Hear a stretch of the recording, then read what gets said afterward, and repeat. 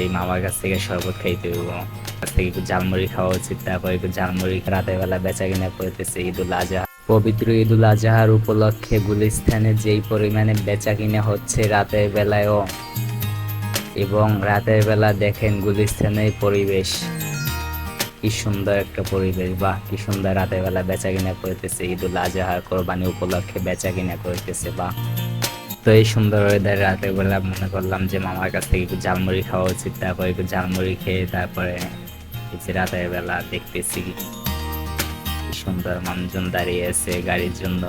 বা এই সদর গাড়ি কিভাবে ঘুরে ঘুরে যাইতেছে দেখেন রাতের বেলাও। এই হলো গুলিস্তান মাজার, এই দেখেন কদমতলী অটো কিভাবে ঘুরে যায়। বা এই যে গুলিস্তান গোলাপশাহ মাজার, এই যে দেখেন। তারপরে এই মামার কাছ থেকে শরবত খাইতে হইব, জাল খাওয়ার পরে শরবতের দরকার আছে মিষ্টি।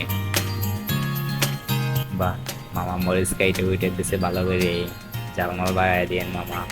তো এই পর্যন্তই আজকে ব্লগ। তো রবিন খান ব্লগ পেজটা সবাই ফলো দিয়ে রাখবেন, সবাই ভালো থাকবেন, সুস্থ থাকবেন, আল্লাহ হাফেজ।